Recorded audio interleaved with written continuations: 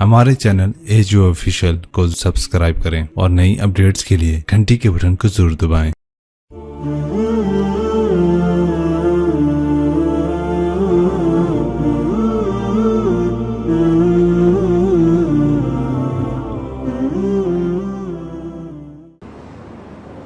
मैं कभी तफसील में इस किस्से को नहीं सुना सका कि मेरे जज्बात मेरे ऊपर गालिब आ जाते हैं, मेरे अल्फाज बिखर जाते हैं, टूट जाते हैं, मेरा बंद टूट जाता है।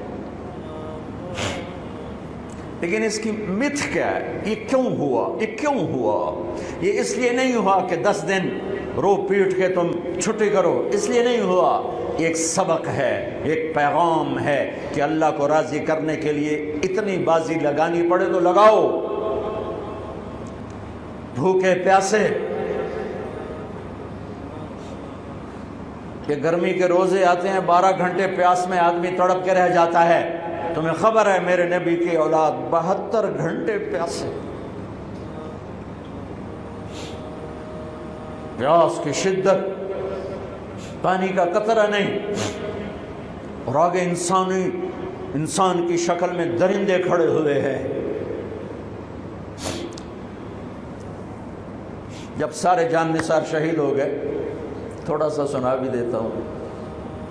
जब सारे जान निसार शहीद हो गए तो पीछे अहलुल बैत रह गए। अहलुल बैत, सबसे पहले शहीद का नाम बताता हूँ, मुस्लिम बिन औसज, जो इमाम साहब के, इमाम अली मकाम के काफिले में जो पहले शहीद हैं, मुस्लिम बिन औसज। और उनकी तरफ से जो 2 पहले कत्ल हुए, सालिम और यसार, और उनको कत्ल करने वाले थे उबैदुल्लाह बिन उमैर अल-कल्बी। एक इब्ने ज़ियाद का ग़ुलाम था, एक रबिया बिन ज़ियाद का ग़ुलाम था। वो दोनों निकले तो उसके मुकाबले के लिए बरबर बिन खुदैर और हबीब बिन मुताहिर निकले हुसैन अली मकाम के लश्कर से। तो उमैर बिन वहब कल्बी वो कूफे से उठ के आए थे, कूफे से बीवी समेत आए थे। बीवी का नाम उम्मे वहब, हबशी थे। कहने लगे मुझे अपने ऊपर कुर्बान होने थे, मैं अकेला इन दोनों को काफ़ी, इन दोनों को हटा दे। और नंगे बदन थे, नंगे बदन, जिस्म पे कुछ नहीं। कहा मैं तो मरने हूँ, मैं क्यों ज़रा पामा जो मैं जीवना है, मैं तो मरना है। नंगे बदन थे। तो उनकी बीवी ने कहा इनको जाने दें, हम दोनों ने आप पर कुर्बान होने की नीयत की हुई। हमने कहा अच्छा, अल्लाह तुझे जज़ा खैर दे, जाओ। तो उस अकेले ने दोनों कमबख्तों को जहन्नुम में पहुँचा दिया, सालिम और यसार। तो उनमें से एक आदमी बोला ये मरने आए हैं, अगर अकेले अकेले लड़ोगे तुम सबको मार देंगे। और तुसी तो जीवन दे तलबगार हो, मरण दे तलबगार है। मरण वाले नूं मारना कोई सौखा काम हुंदा है। वो इन पर इकट्ठे हमला करो। फिर हमला आम हुआ। तो पहले शहीद इधर से मुस्लिम बिन औसज, जब वो गिर रहे थे तो कह रहे थे हुसैन की हिफाजत करना जब तक सांसों में सांस बाकी। आपके लश्कर में इधर ज़ुहैर इब्नुल कैन, यानी राइट साइड पर ज़ुहैर बिन कैन एक छोटा झंडा, लेफ्ट साइड पर हबीब बिन मुताहिर एक झंडा, दरम्यान में आपके भाई अब्बास बिन अली जिनके हाथ में बड़ा झंडा था और बड़ा निशान का जो अलामत था वो अब्बास बिन अली के दरम्यान में था। 32 घोड़सवार थे और 40 पैदल थे। जब उन्होंने पहला हमला किया तो 32 ने 3000 का मुंह पीछे कर दिया। तो इब्ने ज़ियाद ने कहा पहले इनके घोड़ों को मारो, इनके घोड़ों को मारो। तो 500 तीर अंदाजों ने इकट्ठे उनके घोड़ों पे तीर चलाए तो सबके घोड़े गिर के ख़त्म हो गए। फिर सारी पैदल हो गए, फिर सारी पैदल हो गए। तो फिर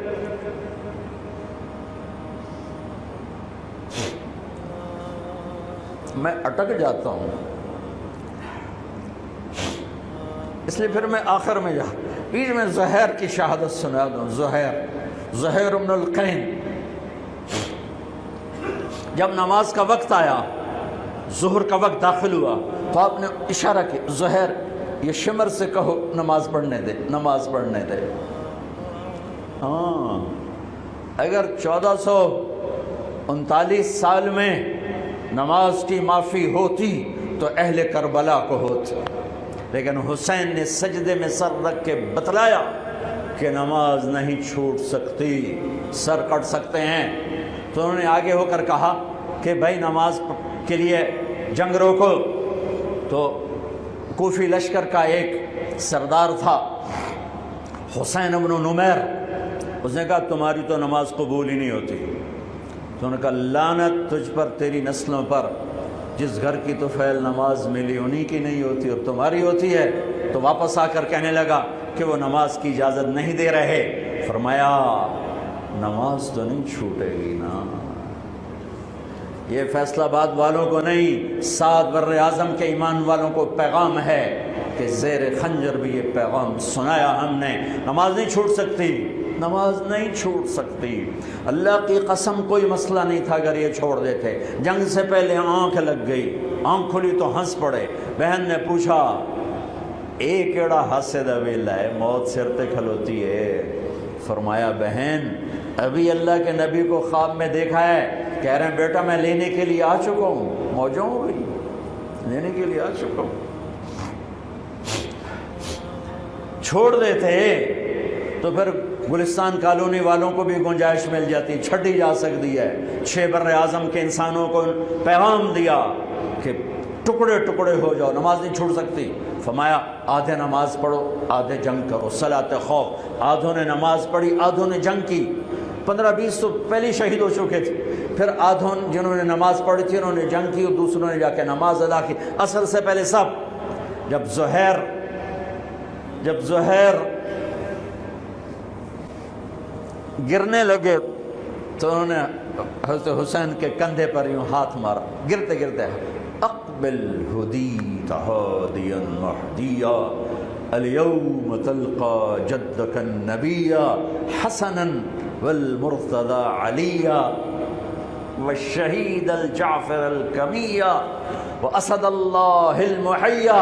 ہاں آگے بڑھ، تیرے لیے تیرا نانا پھولوں کے ہار لے کے کھڑا ہوا، آگے بڑھ، آج تیری ملاقات کا دن ہے۔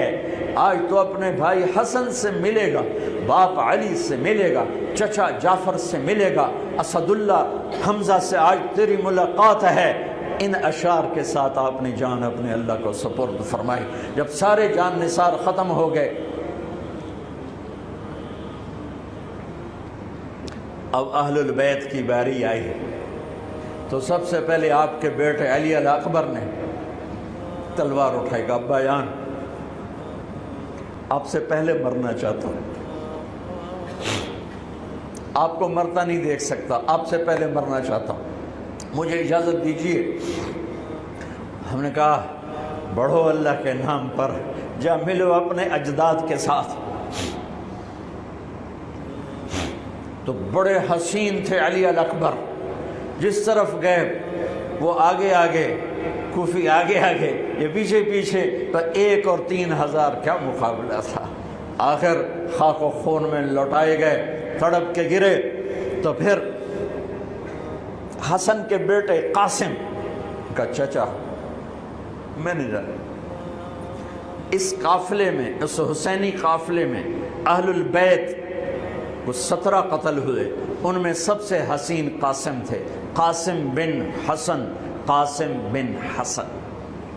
جب ان پر تلوار کا وار پڑا تو ان کا ہاتھ کٹا اور نیچے گرے تو انہوں نے کہا یا اماں، ہائے چچا۔ تو حضرت حسین زخموں سے چور ہو چکے تھے، لیکن جس سے بجھتی شمع بھڑکتی ہے، اب زخمی شیر کی طرح لپکے اور کائی کی طرح مجمع کو چیرا۔ جب وہاں پہنچے تو وہ ایڑیاں رگڑ رہے تھے اور خاک و خون میں لت پت تھے، تو اٹھا کے سینے سے لگایا۔ ان کی آخری ہچکیاں ان کے سینے پہ ختم ہوئیں۔ کہنے لگے بھتیجے آج تیرا چچا بڑا بے بس ہے، آج وہ تیری مدد کو نہیں آ سکتا ہے، لیکن ایک دن آنے والا ہے جب تیرے نانے کی عدالت میں فیصلہ ہوگا۔ پھر ان کی لاش کو اٹھایا،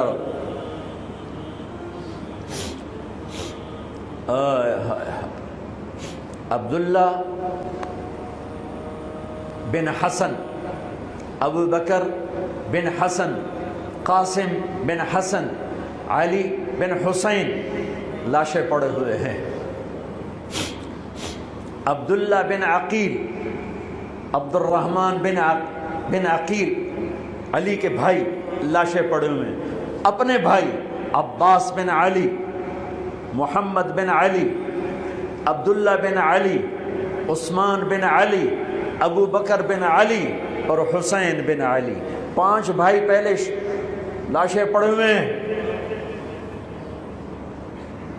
اون بن عبداللہ بن جعفر، محمد بن عبداللہ بن جعفر، عبد الرحمن بن مسلم بن عقیل، جعفر بن مسلم بن عقیل، عبداللہ بن مسلم بن عقیل، عبداللہ بن ابو سعید بن عقیل، یہ سب اہل البیت ہیں جن کے لاشوں کے انبار ہیں۔ اور آخر میں ایک بچہ 2 سال کا عبداللہ، آپ کو خواب و خیال بھی نہیں تھا کہ اس بچے پر بھی کوئی اس طرح کا ظلم و ستم ڈھائے گا، تو آپ جب اکیلے رہ گئے تو آپ نے کہا عبداللہ کو بھیجو۔ آخری ملاقات بیٹے سے، تو اس کو سینے سے لگایا، چوم کے یہاں بٹھایا، ابھی تقدیر کا کچھ امتحان باقی تھا۔ 2 سال کا بچہ، شامی لشکر سے بنو اسد کا ایک بنو ابن الموقد، اس نے تیر جو چلایا خطا بھی جا سکتا تھا، یہاں آ کے لگا اور پار ہو گیا، بچے کی گردن ایسے ڈھلک گئی، یہاں امام علی مقام۔ ارے بھائی، میں قطر ہاسپٹل گیا کسی کام، تو وہاں کسی کا بچہ تھا منگوڑے میں ہاسپٹل میں، ویسے تڑپ رہا تھا، پتہ نہیں اس سے کیا تھا، اور اس کی ماں ایسے اس کو کھڑی دیکھ، یہ منظر میں آج تک نہیں بھولا۔ اس ماں کے چہرہ، صرف اس کی آنکھیں نہیں رو رہی تھی، مجھے اس کا سارا وجود روتا ہوا دکھائی دیا، اور اس بچے کے اوپر ڈاکٹر کھڑے ہوئے ہیں، اچھا نہیں کیا، مجھے نہیں پتا اس کو کیا تھا، وہ ایسے بے قرار ہو کے تڑپ رہا تھا۔ یہ 2001 کا واقعہ ہے، 16 برس گزر چکے ہیں، میں واقعہ نہیں بھول سکا ہوں۔ اس باپ کو سوچو جس کے سامنے 2 سال کے بچے کے گردن کے تیر پار ہو گیا، اور پھر وہ خون، یہاں بچے کا خون دونوں ہاتھوں میں لیا اور یوں آسمان کی طرف بلند کر کے کہا، میرے رب، بس تو راضی ہو جا، تو راضی ہے تو کم ہی بڑھ گئے۔ یہ پیغام ہے فیصل آباد کے تاجروں کو، پورے ملک کے تاجروں کو، پوری دنیا کے اہل ایمان کو، کہ اللہ کو پانے کے لیے ہر سودا قبول ہے، قبول ہے۔ ہاں، پھر کھڑے ہو گئے کہ چل بچیا تو چل، تیرا پیو بھی آ رہا ہے۔ اب آپ کو شہید کرنا کوئی مسئلہ نہیں تھا، زخموں سے چور تھے، لیکن ہر کوئی ڈرتا تھا بھئی میں نہ مارا، تو شمر آیا بدبخت، کیوں نہیں قتل کرتے ہو؟ تو ابو زرع بن شریک تمیمی نے پہلا وار سیدھا کیا، جو یہاں لگا، شانے پر لگا، تو اس سے آپ ڈولے، تو سنان بن انس نے سینے پر نیزہ مارا، اس سے آپ گرے، تو شمر نے کہا سر کاٹو، تو خولہ بن یزید آگے بڑھا، پھر ڈر کے پیچھے ہٹ گیا، تو سنان بن انس نے اس کو گالی نکال کر پیچھے دھکا دیا، اور اس امت کا بدبخت ترین انسان جس نے میرے نبی کے نواسے کی وہ گردن کاٹی جس پر میرے نبی کے بوسے تھے، گردن کاٹ کے سر اوپر چڑھا دیا۔ پھر خیموں کی طرف بڑھے، تو اللہ کو زندگی مقصود تھی، آل رسول کی نسل چلنی تھی، تو علی ابن الحسین بیمار تھے، ایمن جن کو زین العابدین، اب ابھی میں نے ان کا قصہ سنایا، اس پر شمر کی تلوار رک گئی کہ چلو بیمار ہے چھوڑ دیا جائے، بیمار ہے چھوڑ دیا جائے۔ تو خواتین، بچے، حضرت علی کی بیٹیاں فاطمہ بنت علی، زینب بنت علی، حضرت حسین کی بیٹی سکینہ بنت حسین، اور آپ کی بیگم رباب، آپ کو بیویوں میں سب سے محبوب بیوی تھی رباب۔ آپ فرمایا کرتے تھے جب رباب میکے چلی جاتی ہے تو میری تو نیند ہی اڑ جاتی ہے، اتنا ان سے پیار تھا، وہ بھی ساتھ تھی۔ ان سب کو ان کے کانوں کی بالیاں کھینچ کے اتار دی۔ پھر ابن سعد نے کہا 10 گھوڑ سوار آؤ، انہوں حسین کے جسم پہ گھوڑے دوڑا دیے، ادھر سے ادھر سے ادھر سے۔ جب قافلے کو گھسیٹ کے باہر لائے، لے جانے لگے تو حضرت زینب نے دیکھا 72 سر نیزوں پہ چڑھے ہوئے تھے۔ سب سے معصوم سر عبداللہ بن حسین، وہ بھی نیزے پہ چڑھا ہوا تھا۔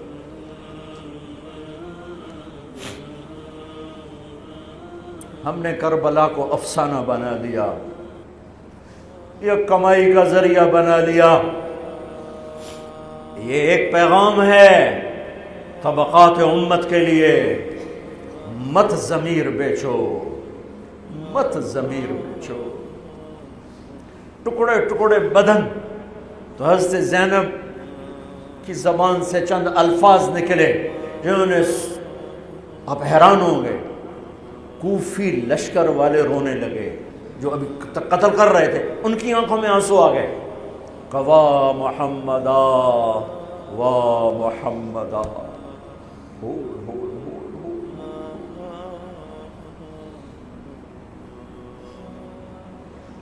اے محمد مصطفیٰ، اے محمد مصطفیٰ، ھذا حسین بالعراء مزمل الدماء مقطع الاعضاء، وا محمدا وا محمدا، اے محمد مصطفیٰ، اے محمد مصطفیٰ، بناتک السبایا ذریتک مقتلہ تصفی علیہا الریاح۔ آج حسین کی بارات ہے محمد مصطفیٰ، آج تیرے نواسے کی بارات ہے، آج اس نے اپنی بوٹیوں کا ہار گلے میں ڈالا ہے، اپنے خون کے قطروں سے بنا ہوا لباس پہنا ہے، آج وہ سرخ جوڑے میں بڑا حسین نظر آ رہا، آج وہ سرخ جوڑے میں بہت پیارا لگ رہا، اس کا جسم بکھرا ہوا ہے، اس کی بوٹیاں بکھر گئیں، اس کے بدن کے ٹکڑے ٹکڑے ہو گئے، آج اس کا لاشا پڑا ہے۔ یا ہے محمد مصطفیٰ، آج آپ کی بیٹیاں قید میں ہیں، آپ کی اولاد ذبح ہو چکی ہے، ان پر کفن ڈالنے کی اجازت نہیں دی تھی ان بدبختوں نے، تو تصفی علیہ الریاح، کوفے والوں نے کفن بھی نہیں دینے دیا، تو ہم ہوا نے مٹی اڑا کر آپ کی اولاد کو مٹی کا کفن پہنا دیا ہے۔ ہاں، یہ کٹا ہوا سر پھر صرف حسین کا ابن زیاد کے سامنے پیش کیا گیا، تو اس نے منہ پہ چھڑی ماری، پھر چھڑی ماری، پھر کہنے لگا میں نے ایسا حسن نہیں دیکھا کہ مر کے بھی چہرہ مسکراتا چمکتا ہو۔ تو حضرت انس نے کھڑے ہو کر کہا او ظالم، یہ چھڑی یہاں سے ہٹا، نہ کر، میں نے ان ہونٹوں پہ اللہ کے نبی کے ہونٹوں کو لگتے دیکھا ہوا ہے، نہ کر۔ کہنے لگا تو بوڑھا نہ ہوتا تو میں تیری گردن اڑا دیتا، تیری عقل خراب ہو گئی ہے، تو میں میری نہیں، تیری عقل بگڑی ہے، آنے والے دن تو دیکھے گا تیرے ساتھ کیا ہوگا۔ پھر یہی سر یزید کے سامنے رکھا گیا، اس نے منہ پہ چھڑی ماری، تو زید ابن ارقم کھڑے ہو گئے، کہنے گے نہ کر، میں نے ان ہونٹوں پہ نبی کے ہونٹوں کو لگتے دیکھا ہوا۔ میرے بھائیو، نماز کا وقت قریب ہو گیا، بلکہ میں نے زیادہ وقت لے لیا ہے، میں کسی کی تفصیل تو زندگی بھر کبھی نہیں سنا سکا، اشارے کر دیتا ہوں، پڑھو اس کو، پڑھو، خود پڑھو، پیغام لو، پیغام لو۔ ہے ظلم کا ساتھ نہیں دیا، جھوٹ کا ساتھ نہیں دیا، ذبح ہو گئے نسل سمیت، بچوں سمیت، پوری دنیا کے تجار کو پیغام ہے، جھوٹ سے بچ، خیانت سے بچ، سارے دفتر والوں کو پیغام ہے، رشوت سے بچو، رشوت سے بچو، ظلم و ستم ڈھانے سے بچو، ساری دنیا کے، میرے ملک کا ایک ایک طبقہ ضمیر بیچ کے سویا ہوا ہے، جہاں انصاف دینے والے بک جائیں، جہاں جج کے قلم کی قیمت لگے، جہاں جس دیس کے جج کو خریدا جا سکتا، جس کے قلم کو خریدا جا سکے، جس دیس کے وکیل کو خریدا جا سکے، جس دیس میں جھوٹے مقدموں کی بھرمار ہو، جس دیس کا ڈاکٹر مریض کو مریض نہ سمجھے، گاہک سمجھے، اور مرتے کی کھال اتارے، مرتے ہوئے کی کھال اتارے، جس دیس کا وکیل خود ایک مافیا گروپ بن چکا ہو، جس دیس کا، میں وکیلوں کا رونا کیا روں، میں ججوں کا رونا کیا روں، میرے دیس کا تو ریڑھی والا بھی ظالم ہے، مزدور بھی ظالم ہے، غریب بھی ظالم ہے، مالدار بھی ظالم ہے،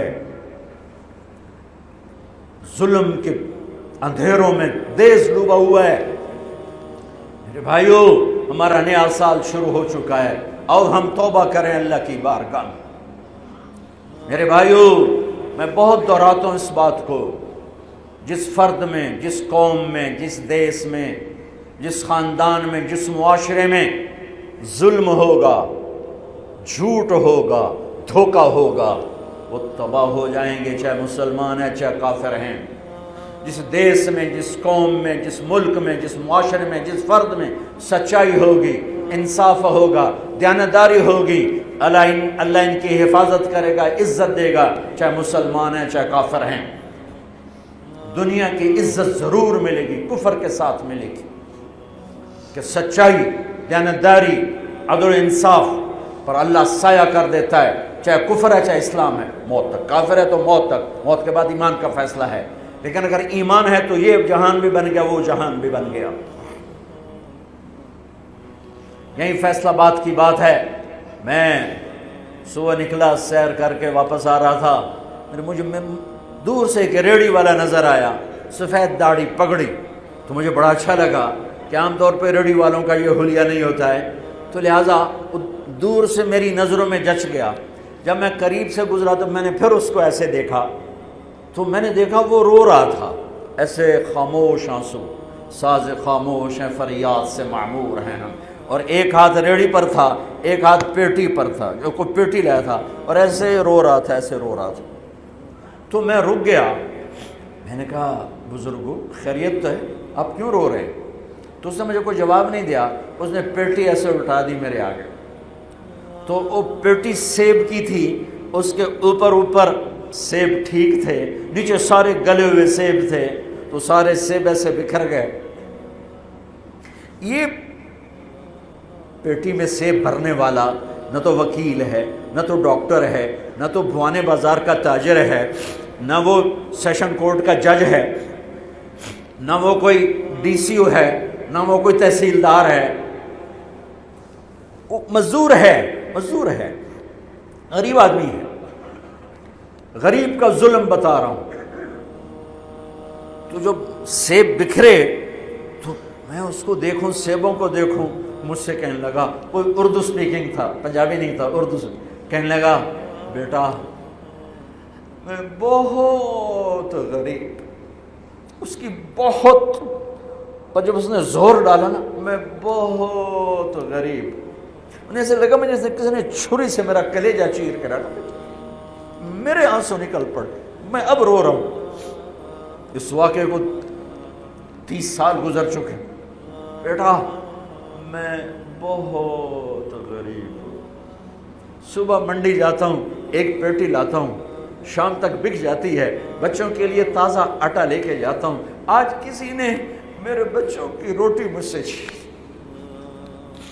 آج کسی نے میرے بچوں کی روٹی مجھ سے چھین۔ اسی سیب کی پیٹی کو اب اوپر تک لے جاؤ کہ لوگ جانوں سے کھیل رہے ہیں، اپنی عزت اقتدار، جھوٹی عزتوں کے لیے عزتوں سے کھیل رہے ہیں، جانوں سے کھیل رہے ہیں، حقوق سے کھیل رہے ہیں۔ یہاں ایسے ضمیر بکتے ہیں جیسے بھیڑ بکریاں بکتے، یہاں ایسے زبان کے بول بکتے، اے نہیں کسائیاں کول جاؤ تو سری دے وے زبان بھی آیا تو سر بھی آیا، یہاں ایسے دماغ بکتے ہیں جیسے بکرے کی سری بکتی ہے، ایسی زبانیں بکتی ہیں جیسے بکرے کی زبان بکتی ہے، ایسے ضمیر کے سودے ہوتے ہیں جیسے بھیڑ بکریوں کے سودے ہوتے ہیں۔ اور میری جیب خالی تھی، میرے پاس کچھ بھی نہیں تھا، جو میں تو ایسے صبح نکلا تھا، مجھے اتنا صدمہ ہو کہ ہے کوئی میری جیب اتنے پیسے تو ہوں دیتے، بابے دی پیٹی جو کے پیسے تھے انہوں میں دے ہی دیندہ۔ آج تک مجھے یہ دکھ رلاتا ہے۔ پھیلا دو سارے پنجاب سے، وہ کراچی سے لے کر خپلو تک، گلگت تک، سب کچھ یہی ہو رہا ہے۔ روتے ہیں حسین کو، کھڑے ہوئے ہیں یزید کے ساتھ، روتے ہیں آل رسول کو، کھڑے ہوئے ہیں شمر کے ساتھ، ابن زیاد کے ساتھ۔ ان مگر مچھ کے آنسوؤں کی میرے رب کی بارگاہ میں کیا قیمت ہے؟ میرا معاشرہ ظلم و ستم میں ڈوب چکا ہے۔ کہتے کہتے کہتے کہتے عمر بیت گئی۔ بھائیو جتنے بیٹھے ہو اتنے تو توبہ کریں ہم، کہ آؤ بھائی آج ہم اپنے اللہ کو راضی کرنا، اپنی زندگی کی منزل بنائیں، اپنی زندگی کا مقصد بنائیں۔ ظلم سے نکلو، جھوٹ سے نکلو، بہتان سے نکلو، رشوت سے نکلو، حرام سے نکلو، شراب سے نکلو، زنا سے نکلو، بدکاری سے نکلو، فحاشی سے نکلو، جوئے سے نکلو، جھوٹے مقدموں سے نکلو، جھوٹی گواہیوں سے نکلو۔ قتیبہ بن بکار کی مجلس میں مصر کا بادشاہ واز سنتا تھا، 18 برس آتا رہا، 18 برس، اور ہر سال 1000 دینار، 1000 دینار ان کو گفٹ کرتا تھا، 1000 دینار، کوئی 10 کروڑ روپیہ بنتا ہے، 1000 دینار۔ 18 سال کے بعد ایک فتوے پہ دستخط مانگے کہ یہاں سائن کر دیں، فتویٰ غلط تھا۔ انہوں نے کہا مولوی نو 18,000 دینار دیتے کیوں نہیں کرے گا؟ انہوں نے فرمایا یہ تو شرعاً خلاف ہے، میں کیسے دستخط کروں؟ وہ کہنے لگا کرنے پڑیں گے۔ کہا میرا ضمیر نہیں تم ایسے خرید سکتے، میں نہیں کروں گا۔ کہنے لگا میرے 18,000 دینار واپس کر۔ 18,000 دینار اربوں روپیہ بن چکا ہے۔ انہوں نے کہا مولوی بھکھا ساڈا کھاوے تے ساڈے اگوں سر چاوے۔ کہنے گے ٹھیک ہے، گھر گئے، 18 تھیلیاں 1000 دینار کی، ان کے رسی بھی گرا بھی نہیں کھولی تھی، گرا پہ سرکاری مہر ہوتی ہے، وہ مہر بھی نہیں ٹوٹی ہوئی تھی، جیسی تھی ویسی لا کر اس کے سامنے رکھ کے کہا تو میرے ایمان دا مول اتنا ہی لایا ہی اے 18,000، نکل جا میری مجلس سے جو کم وقت، تو نے مجھے 18,000 میں خریدنا چاہا، تو نے میرے ایمان کی قیمت یہ لگائی تھی۔ جیسے وہ پڑا تھا اس کے منہ پہ مار دیا۔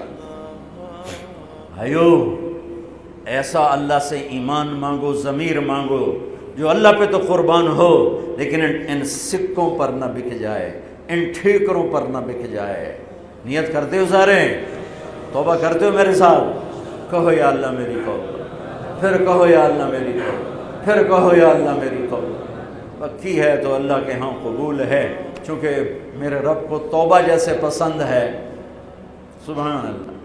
اور میری تمہاری تو عمر ہی کوئی نہیں ہے۔ میرا رب کہتا ہے میرا بندہ اتنے گناہ کر کہ زمین سے اٹھا کر آسمان کی چھت کو لگا دے، یہاں سے اٹھا کر آسمان کی چھت کو لگا دے، پھر صرف ایک دفعہ کہنا یا اللہ معاف کر دو، میں ساری معاف کر دوں۔ ہمارے گناہوں کی تو حیثیت ہی کوئی۔ میں نے مانچسٹر میں بیان کیا، آخر میں ایسے توبہ کروائی تو ایک نوجوان آ گیا، لاہور کا تھا، کہا جی مولانا صاحب یہ گناہ معاف ہو گئے سارے؟ میں نے کہا ہاں۔ یہ توبہ پہ ہو گئے؟ واقعی ہو گئے؟ میں نے کہا بالکل۔ جی میں نے بہت گناہ کیے ہیں، سارے معاف ہو گئے؟ میں نے کہا بالکل ہو گئے۔ جی میں نے بہت کیے ہیں۔ میں نے کہا بیٹا تیری تو عمر ہی کوئی نہیں، تو نے کتنے کیے ہوں گے؟ تو رب کی رحمت کو جانتا نہیں۔ ہمارے بر صغیر کا معاملہ ڈراتے زیادہ ہیں، اتنا اللہ سے ڈرایا کہ اللہ سے جدائی کر دی، اللہ سے ہی بھگا دی۔ ایک دفعہ ایک آدمی کہنے لگا تسی مولویاں ساڈے کولو ساڈا رب بھی کھو لیا، بہت مالدار آدمی تھا، تسی مولویاں ساڈے کولو ساڈا رب بھی کھو لیا، تسی سانو رب کولو اتنا ڈرایا ہے کہ اسی ہن نے پتہ نہیں ساڈے نال اس کرنا کی۔ میں نے کہا یار میں تو نہیں ڈرا، تمہیں تو خوشخبری دو بھئی اللہ کے پاس آ جاؤ، اللہ کے پاس آ جاؤ، نہ کہیں جہاں میں امان ملی، جو امان ملی تو کہاں ملی، میرے جرم خانہ خراب کو تیرے عفو بندہ نواز۔ اور کوئی راستہ ہے؟ اللہ کو مناؤ، ایک بول پہ مانتا ہے، ایک بول پہ مانتا ہے، ایک آنسو پہ مانتا ہے، پھر ٹوٹ جائے پھر کر لینا، پھر ٹوٹ جائے پھر کر لینا۔ اور یہ تبلیغ کا کام، اس کو سیکھنے کی محنت ہے، اللہ ہمت دے تو ٹائم لگانا۔ نیا سال شروع ہو رہا ہے، کسی سے لڑے ہوئے ہو صلح کرو، کسی کا حق مار کے بیٹھے ہو واپس کر دو، نہیں کرنے کی طاقت تو جا کے معافی مانگ لو کہ جب ہوگا میں دے دوں گا، جب ہوگا میں دے دوں گا۔ کسی کے ساتھ بغض ہے دل کو صاف کرو، کسی کا نفرت ہے دل کو صاف کرو، کسی سے بائیکاٹ کیا ہوا ہے ابھی جا کے اس سے مل لو، اس سے ملاقات کر لو اور اس سے سینے سے لگا لو کہ نیا سال اس طرح شروع ہو کہ ہمارا دل پوری دنیا کے لوگوں سے صاف ہو۔ تو اللہ تعالیٰ بھی ہمارے گناہوں کو صاف فرمائے گا، معاف فرمائے گا۔ اللہ تعالیٰ ہمیں اور آپ کو عمل کی توفیق بخشے۔ جتنا مجمع آئے ہو، اگر نماز میں سستی ہے تو بھائی آج کے بعد نماز نہیں چھوڑ، ٹھیک ہے نا؟ اور ایک جھوٹ نہیں بولنا، سچ بولنا ہے، ٹھیک ہے؟ کسی کو دھوکہ نہیں دینا، دیانتداری سے کام کرنا ہے۔ یہ چند کام کرنے کے کام بن جائے گا، سنتیں ادا کرو۔